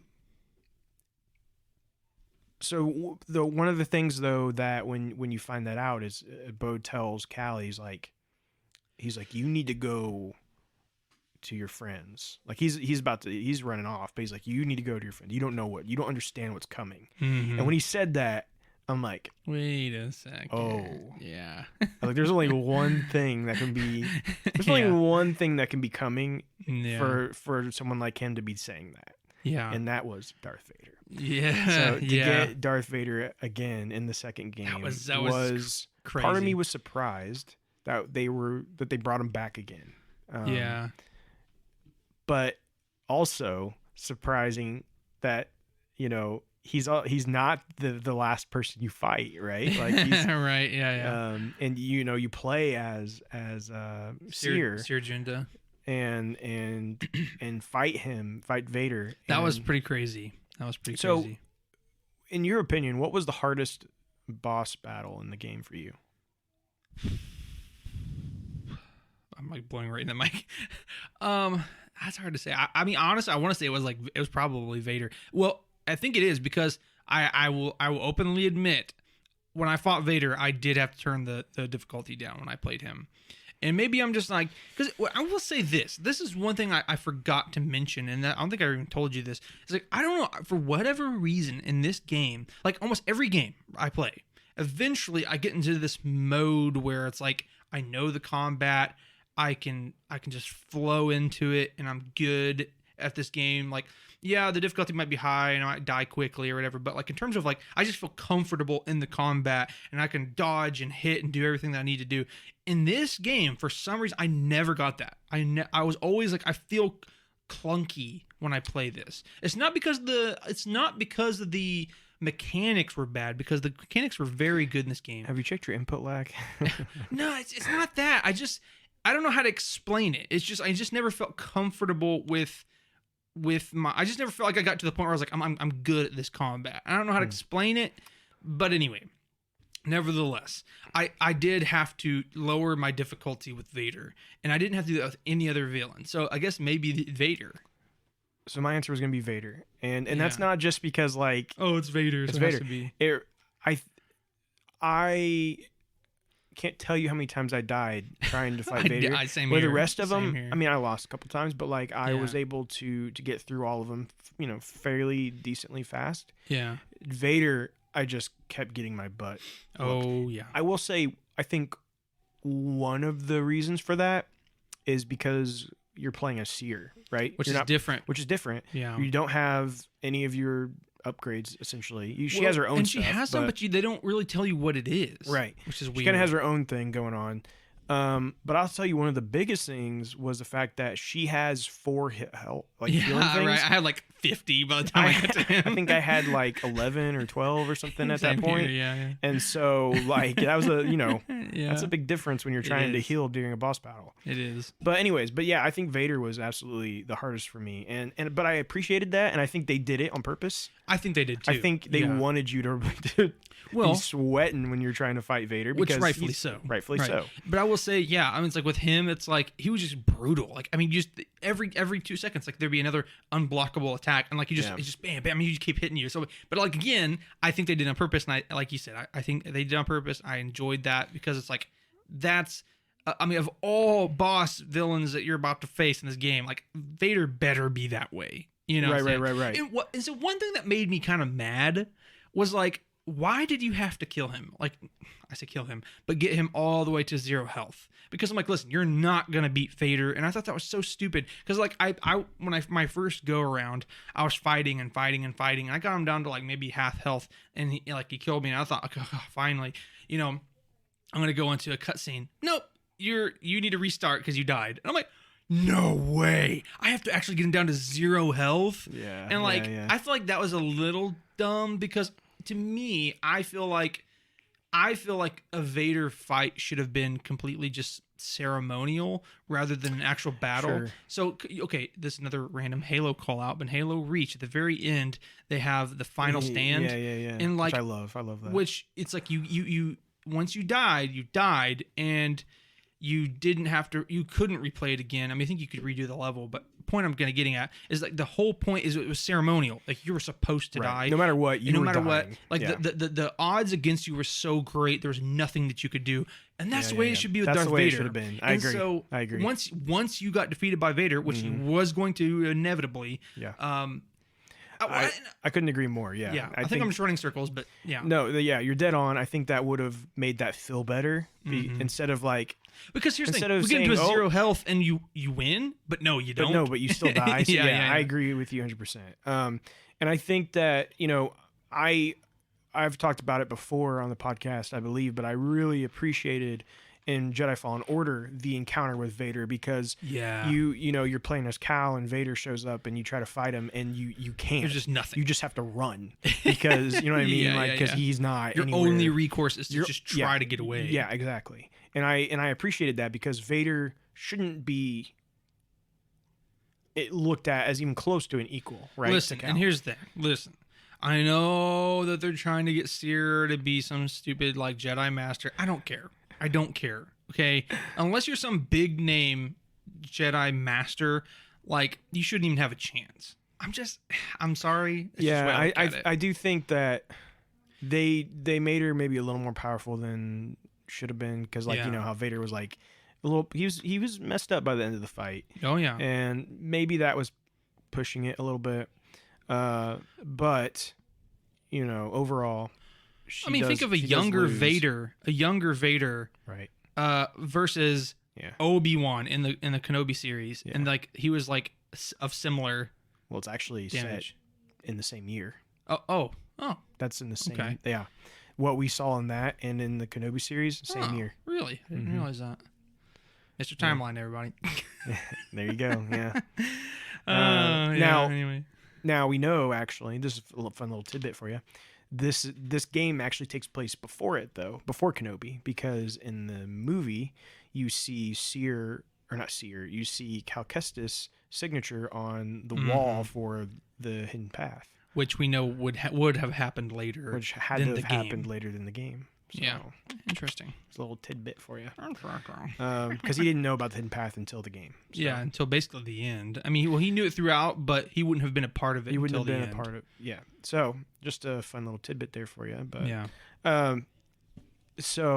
But anyways, I thought it was cool Vader was back, and I enjoyed that. And it will be interesting to see if they ever, if like for the third game, which I assume there's going to be a third and final game for I would say so. Cal Kestis. Yeah. I think it's Because there's gonna still be a more story trilogy. to tell. I There's mean, more story to tell, but I think that there could be very, very well be more Jedi games, like Jedi blank. But I think that there'll be Yeah. a third and final for Cal, and it'd be interesting to see if Vader comes back one more time yeah. and faces a more experienced Cal, or if they like leave it alone that Vader faced Seer and killed her, and then just that's it. It'll be interesting to see. Right. But I don't know. I guess Yeah. I guess we'll see. part of me still doesn't want that. I don't really want a fight again because This is like, here's the thing, and this is what we've talked about this is way back in the podcast, around the time of Book of Boba Fett, is like, and this is, I don't know if this is a word, but like sacredity, like the sacredness of something, right, is what makes something special. For instance, with Boba Fett, that was one of our biggest complaints, is that what made Boba Fett cool and what made Boba Fett us like him is the fact that he didn't talk, the fact that he was mysterious, the fact that he was just like, you don't know what he's going to do. Like, he could blow your head off, or he could just stand there and look at you. You don't know. And they gave this whole life and character and like humanity to this character, and you took away what really a lot of people liked about him. And so with Vader, and I don't think this necessarily applies to Vader, but what I will say is that, like, again, it's kind of like that sacredness or sacredity or whatever that word is that like what makes Vader so awesome is that when Vader comes, you're dead. And that's it. Like, there's no ifs, ands, or buts. You can't fight him. Like, you're just dead. He's just that powerful. And if you're every single game, and don't get me wrong, I think, again, in Fallen Order, they did a great job of showing that. I think if you show him in 3 games sequentially, like, here's Vader, you're going to fight him. Here's Vader, you're going to fight him. Here's Vader, you're going to fight him. Or have some sort of encounter with him. I think it might just, like, lessen the severity of him showing up. Sure. Because if here he shows 3 times and you got away 3 times, really, against Vader, Yeah, no, I agree with that, and I think Vader needs to be. They need to be very careful when they choose to use Vader anywhere in Star Wars, right? Yeah. He is supposed to be, like you said, like he's the pinnacle. Yeah. And so when you use him, it's got to be a very scary moment. It's got to be very bad for whoever's on the receiving end. You know? And only someone like Obi-Wan Kenobi has the chance of or even should have a close of a chance. Right, right. Yeah. So last that I really want to talk about with the game would be kind of the ending. As you mentioned, we see him have to embrace the darkness a couple of times. There's I think 2 times in the game where it specifically says to press this button to embrace the darkness. Well, yeah, at the ISB base, and then when he's fighting Bode at the very end. Yeah, and so that's interesting because it is hinting at this dark side of Cal. Mm-hmm. That I think they're obviously going to explore more, probably in a 3rd game. I thought it was an interesting thing to do because it essentially turned your special ability from it was like a slow motion thing to when you embrace the darkness, it turned into this like rage mode where you could just you went really fast and turn into Kratos and like were super powerful and kill everybody in like a couple hits. And what's cool though, I don't know if you've noticed, you have different abilities when you go into that.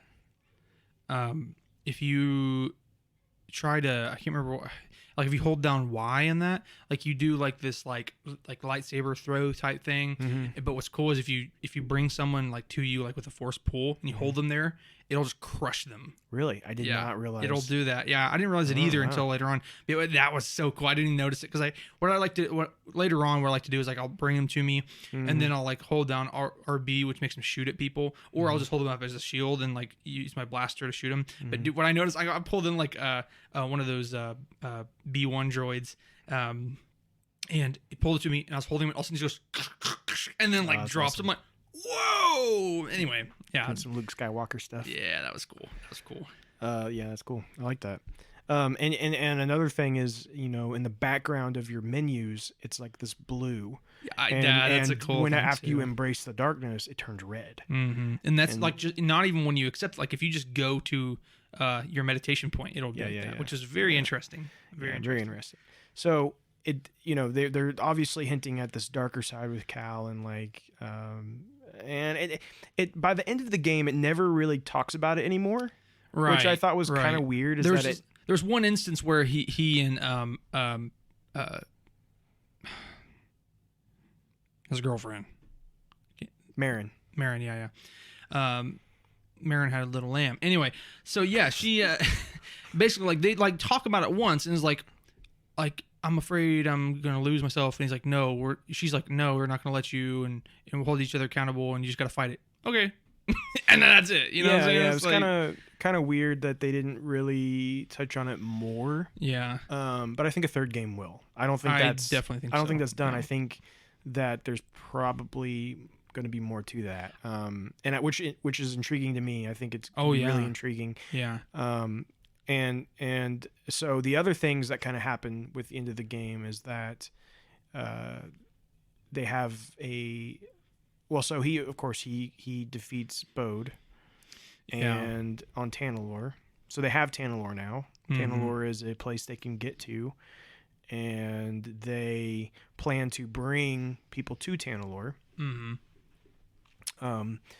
Like the Hidden Path, and also the survivors that are still in Jeddah.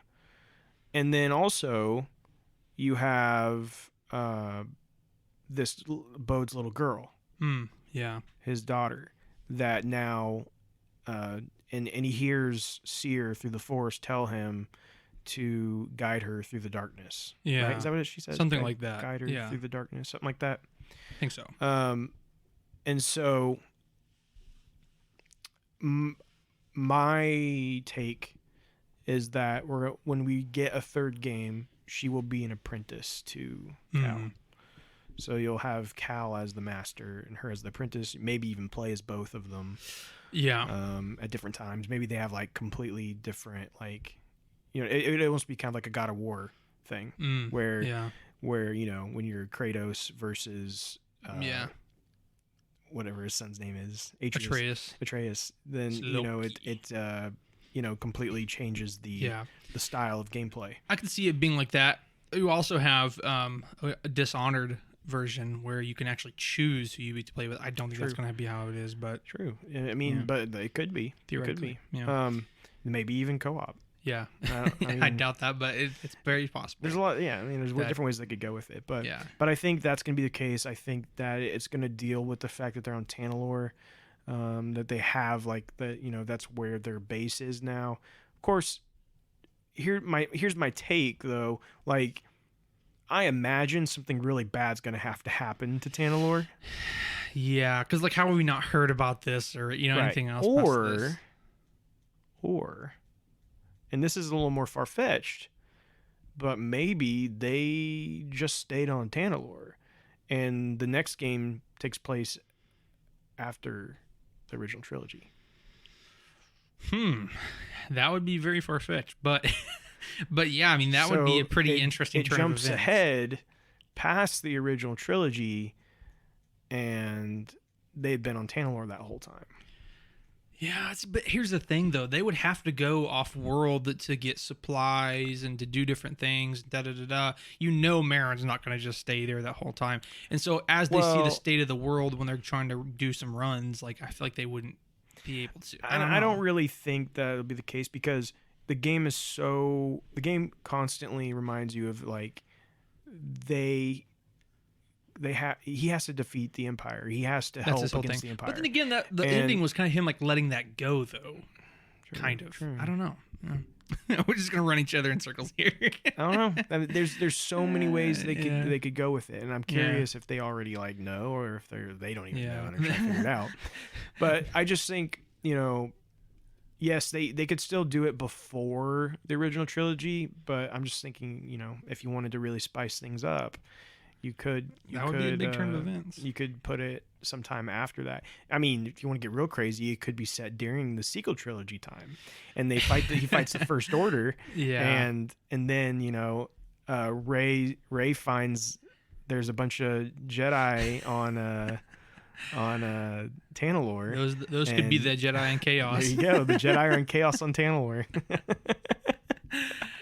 So I don't know. I mean, regardless of what they do, I hope. I mean, this is just my personal thing. I hope that they try to maybe dive in a little bit more into maybe some gray Jedi territory, because, you know, we used to have that obviously as canon, but I think that as we get into this new age of Jedi, right, there's more leeway. And I think that something like a gray Jedi would fit within that pretty well. And here's the thing, as we were just saying earlier in this episode, right? It's like as we go into the new Jedi Order, like, Rey has to do something different, otherwise we're going to get the same results. And so I could see something a little more fluid, something that isn't just inherently like, this is light side, this is dark side. You know, that could be the bridge that kind of like helps balance it. But I don't know. We'll see. Yeah, and you know, it's always kind of a toss up on. I struggle to find like what Star Wars wants the message to be.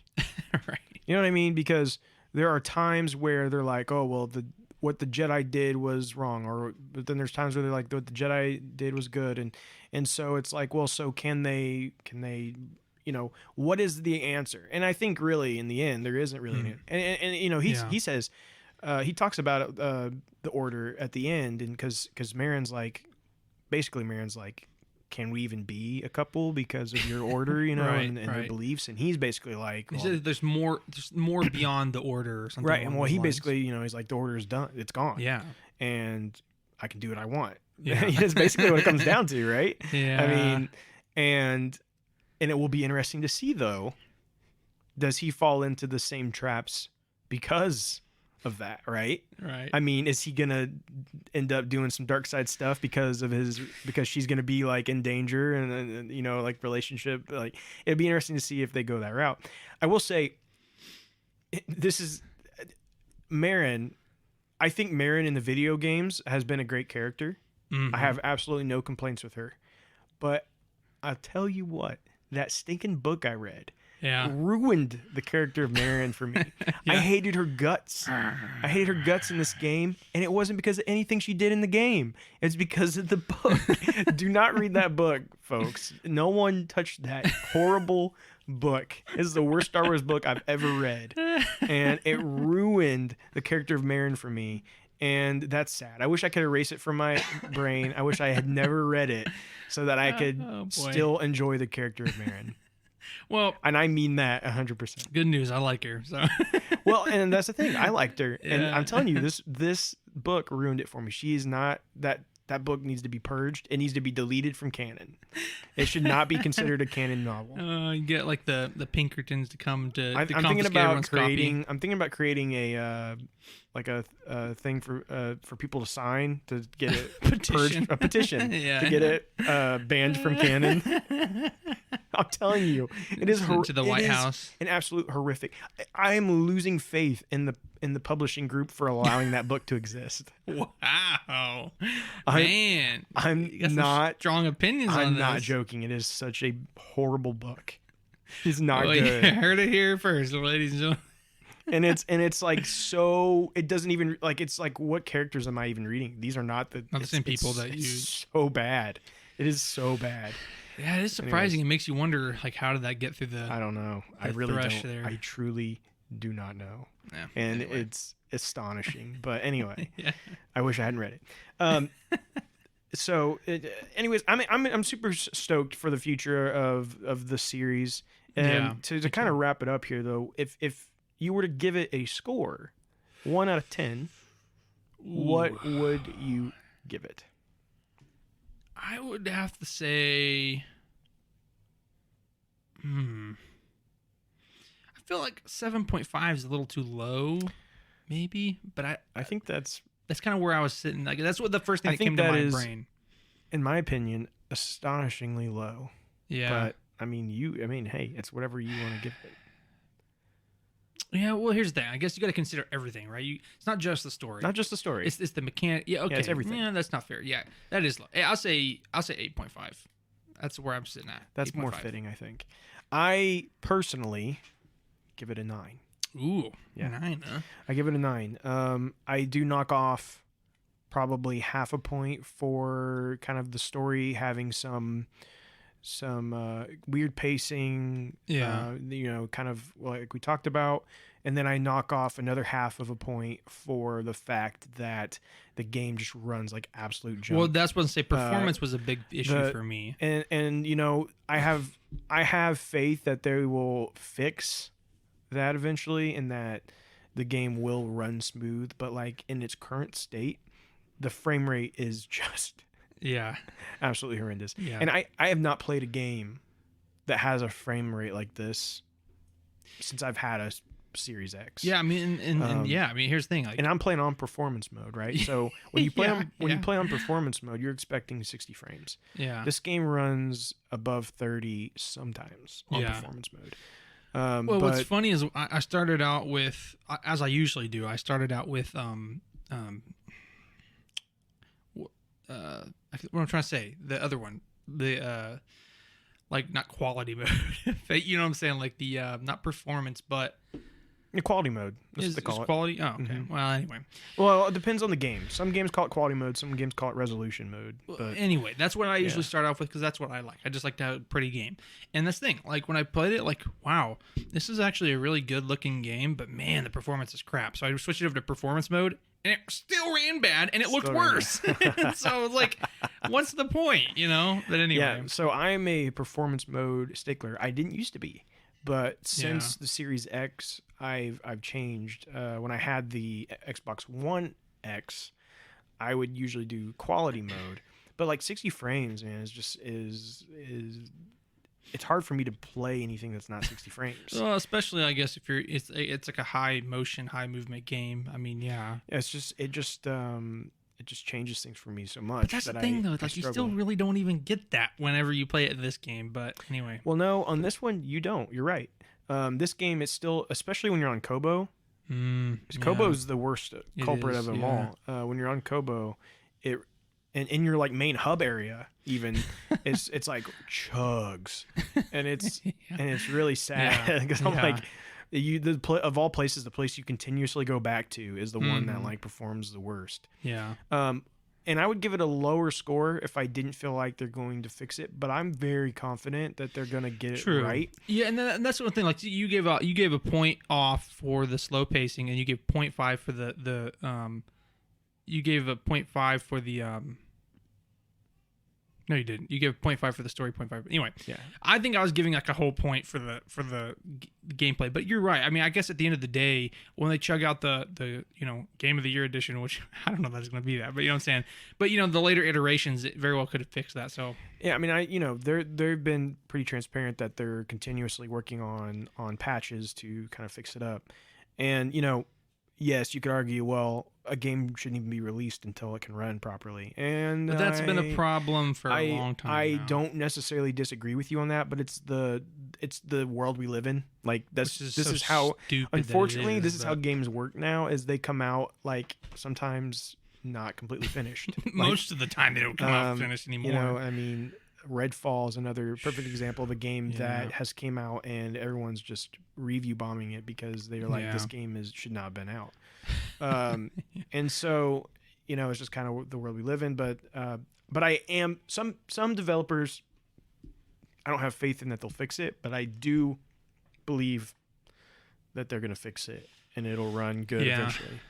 Yeah, I wish I could have played it in that state because I'm probably not going to play it again because I don't do that. But yeah. So anyway, anything else? No, overall, I just finished out on my end to just say, again, I really did enjoy this game. I had a lot of fun playing this game, and it gives us a lot of fun, unique insights into the Star Wars universe and Star Wars galaxy, that we may not get to see, especially with the High Republic stuff. And anyway, so I don't want to rehash everything we just said, but I had a great time with it. And, there's little nitpicks that you can give, but overall, I think it was a great game. So that's a long short of it for me. Yeah, it was a wonderful game. I loved it. I love Star Wars games. Star Wars games is one of the best ways for me, in my opinion, to be in the universe of Star Wars. Yeah. Knights of the Old Republic will forever be one of my favorites, and so any more Star Wars games that you can play and consider good is a good thing. And so this one is absolutely on that list of good Star Wars games. I would say excellent Star Wars games. And there are more Star Wars games on the horizon. A lot of them have not actually even been officially revealed, but we do know there are multiple ones in the works, such as a open world one from Ubisoft. And then of course we have the one from the Heavy Rain developers. We got and a couple others out there too that are the supposed remake of Knights of the Old Republic, and a couple strategy games in the works. So lots of Star Wars games still being developed. And so, of course, when we hear something, we'll let you guys know. But thanks for joining us today, and we hope you guys enjoyed this, long podcast of us talking Star Wars. It's been a while. It's been a couple weeks, so we really got our thoughts in on everything. But it'll probably be another 2 weeks. We'll have our next episode of Jedi Eternal. And probably will give my thoughts on Phase 2 of the High Republic in that one. So now would be a time to catch up on some Phase 2 stuff if you haven't yet, and we'll give our thoughts on that. But thank you again for listening. We appreciate you guys so much. We hope that you have a good weekend. But we thank you for joining. Oh, wait, I said it. I was doing it again. No. I do it every time. But may the Force be with you, and we thank you for joining the Jedi Eternal. We would be honored